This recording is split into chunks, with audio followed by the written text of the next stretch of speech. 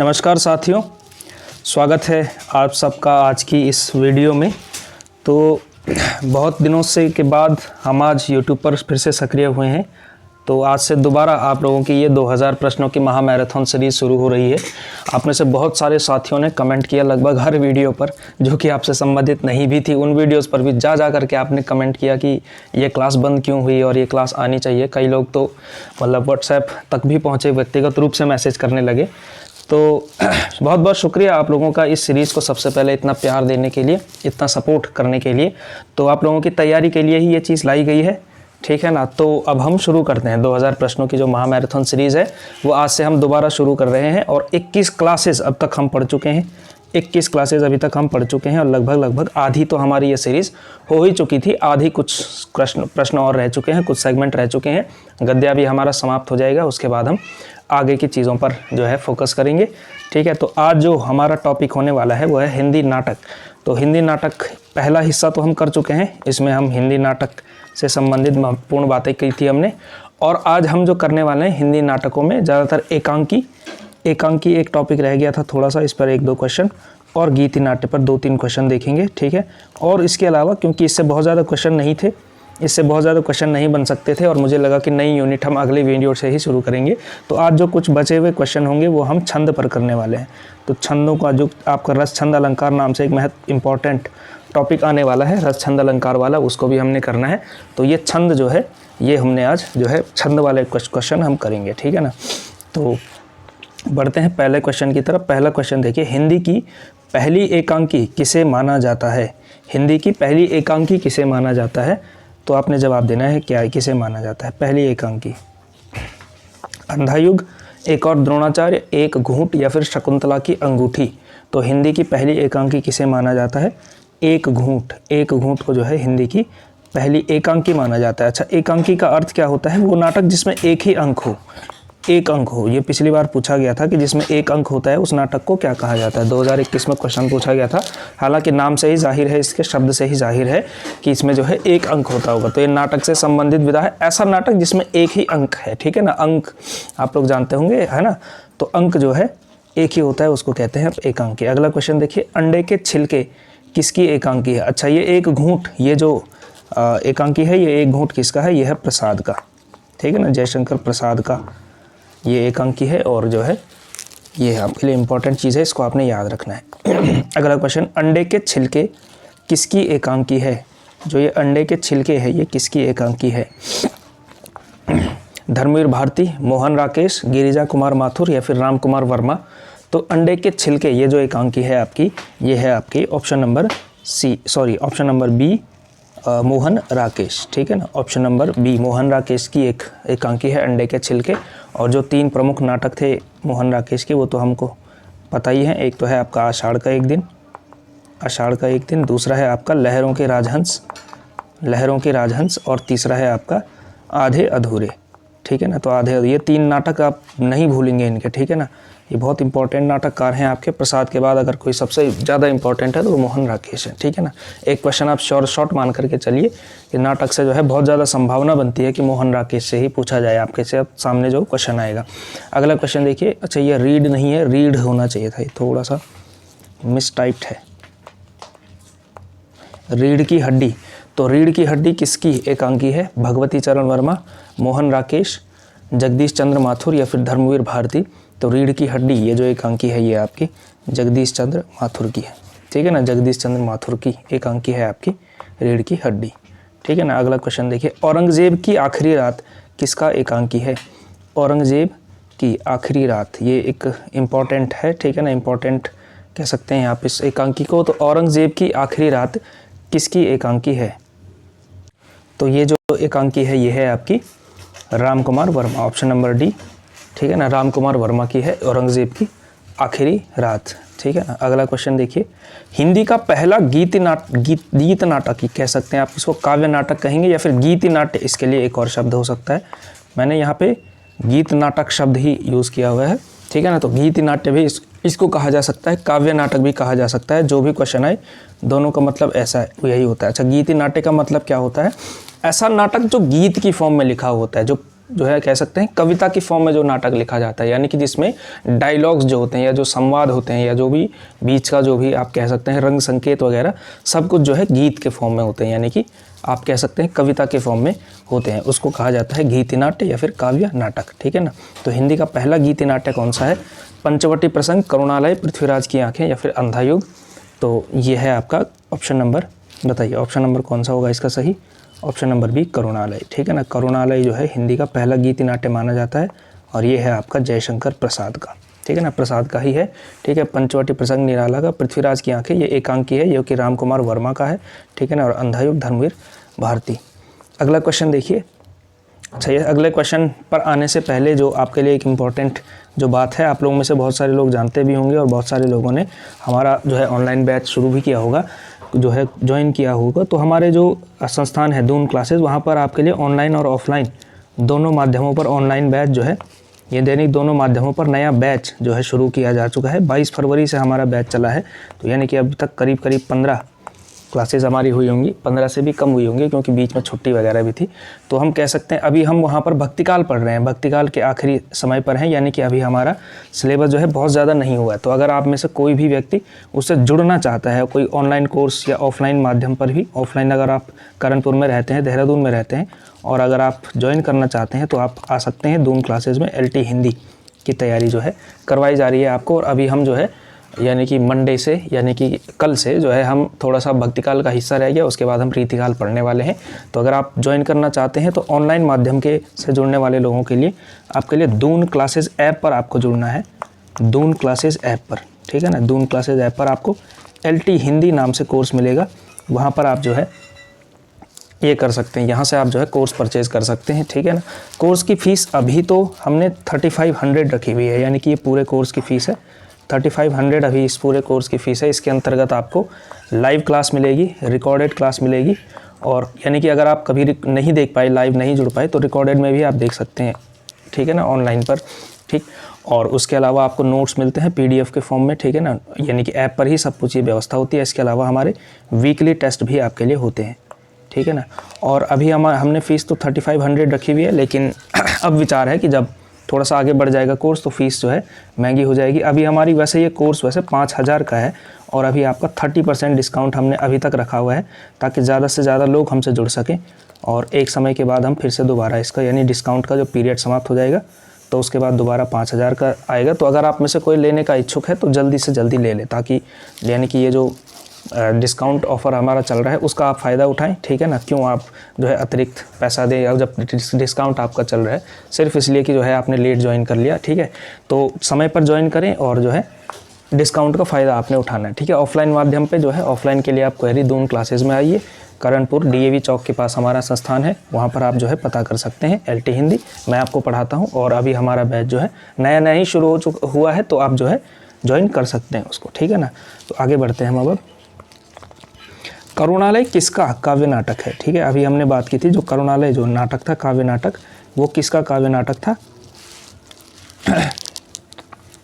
वो था आपका जयशंकर प्रसाद का। ठीक है ना। जयशंकर प्रसाद का था करुणालय। ठीक। अगला क्वेश्चन देखिए। निम्नलिखित में से निराला का काव्य नाटक है, इसमें से आपको बताना है कि निराला का काव्य नाटक इनमें से कौन सा है? निराला का काव्य नाटक कौन सा है? मत्स्यगंधा, सूखा सरोवर होना चाहिए था, ये सूखा सरोवर। ठीक है ना। मत्स्यगंधा, सूखा सरोवर, पंचवटी प्रसंग या फिर अग्निलेख। तो इसमें से जो निराला का नाटक है, निराला का काव्य नाटक है, वो है आपका पंचवटी प्रसंग। ठीक है ना। पंचवटी प्रसंग जो है आपका निराला का गीति नाट्य है, ये आपने ध्यान रखना है। मत्स्यगंधा है उदय शंकर भट्ट का, उदय शंकर भट्ट का। और अग्निलेख ये जो है आपका, अग्निलेख है आपका भारत भूषण अग्रवाल का। तो बी कर लेता हूँ मैं, भारत भूषण अग्रवाल। ठीक है, लिखिए आप लोग इसको। और सूखा सरोवर ये जो है, ये है आपका लक्ष्मी नारायण, सॉरी ये है आपका लक्ष्मी नारायण लाल का, लक्ष्मी नारायण लाल का। ठीक है ना। अगला क्वेश्चन देखिए। अनघ किसका गीत नाटक है, यानी कि काव्य नाटक है? अनघ ये जो गीत नाट्य है ये किसका है? एक टेबल आप बना सकते हैं सीधा सीधा इन सारे क्वेश्चंस में। तो अनघ जो है किसका गीत नाट्य है? तो जयशंकर प्रसाद, निराला, मैथिली शरण गुप्त या फिर सुमित्रा नंदन पंत। तो इसका सही उत्तर है आपका मैथिली शरण गुप्त, तो मैथिली शरण गुप्त जो है अनग गीत नाटक इनका है। अगला क्वेश्चन देखिए, निम्नलिखित में से उदय शंकर भट्ट का काव्य नाटक नहीं है। तो इनमें से उदय शंकर भट्ट का काव्य नाटक नहीं है पूछा गया है। क्वेश्चन ठीक से पढ़ना है आप लोगों ने, ठीक है ना। अगला क्वेश्चन तो देखिए, इसमें मत्स्यगंधा, विश्वामित्र, कालिदास या फिर उत्तर प्रियदर्शी। तो उदय शंकर भट्ट का काव्य नाटक कौन सा नहीं है? उत्तर प्रियदर्शी। ये जो है ये है आपका सच्चिदानंद हीरानंद वात्स्यायन अज्ञेय जी का ये है आपका काव्य नाटक। और ये बाकी तीन ये जो हैं ये हैं आपके उदय शंकर भट्ट का। इसके अलावा एक और आपने इसमें याद रखना है, राधा, ठीक है ना। मत्स्यगंधा, राधा, विश्वामित्र, कालिदास, ये चार आपके उदय शंकर भट्ट के गीत नाट्य हैं या फिर काव्य नाटक हैं। और उत्तर प्रियदर्शी ये जो नाटक है आपका गीत नाट्य ये आपका अज्ञेय का है, ठीक है ना। तो ऑप्शन नंबर डी उसका सही उत्तर होगा। बाकी चार जो है काव्य नाटक आपने जो है याद रखने हैं उदय शंकर भट्ट के, उसमें लिख लीजिए सामने से। अगला क्वेश्चन देखिए, निम्नलिखित में से धर्मवीर भारती का काव्य नाटक है। धर्मवीर भारती का काव्य नाटक इनमें से कौन सा है? ये प्रश्न है आपके सामने, ठीक है ना। पंचवटी प्रसंग, करुणालय, पृथ्वीराज की आंखें या फिर अंधा युग। तो धर्मवीर भारती का काव्य नाटक कौन सा है? दीजिए इसका जवाब।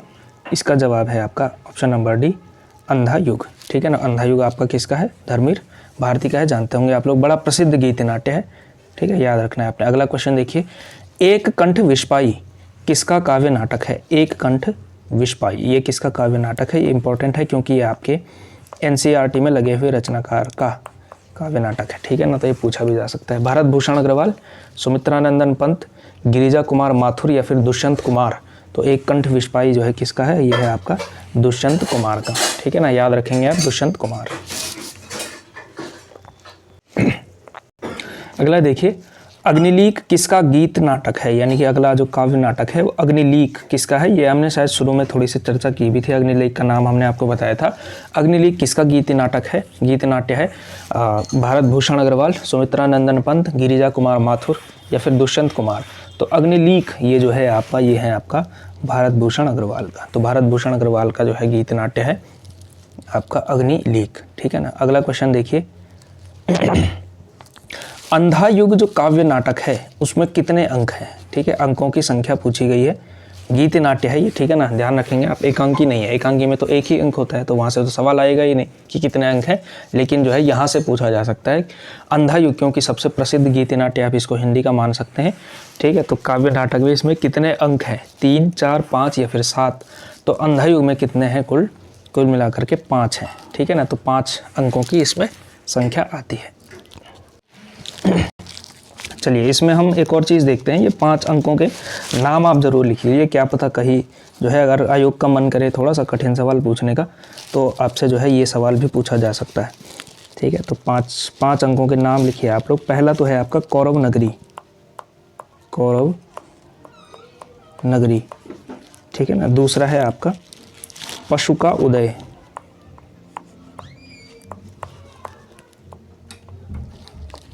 पशु का उदय। तीसरा है आपका अश्वत्थामा का अर्धसत्य, अश्वत्थामा का अर्धसत्य।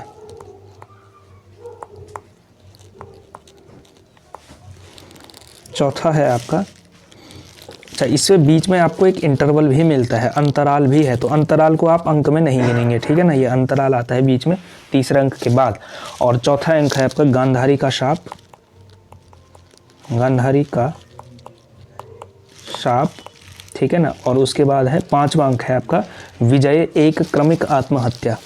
तो लिख लेते हैं हम लोग विजय एक क्रमिक आत्महत्या, ठीक है ना। और इसी के अंत में जो है समापन होता है, और समापन में क्या है? प्रभु की मृत्यु, यानी कि भगवान कृष्ण की मृत्यु के साथ ये अंक समाप्त होता है। तो ये कहानी जो है आपका जो अंधा युग नाटक है, ये लोग नोट कर लीजिए आप लोग। कौरव नगरी, पशु का उदय, अश्वत्थामा का अर्धसत्य, गांधारी का शाप और विजय एक क्रमिक आत्महत्या। और इसके अंत में जो समापन किस बिंदु पर होता है? जब जो आप लोग कहानी जानते होंगे कि व्याध ने जो है पैर में तीर मार दिया था कृष्ण के, और वहाँ से फिर कृष्ण की मृत्यु है। तो प्रभु की मृत्यु पर जो है समाप्त हो जाता है।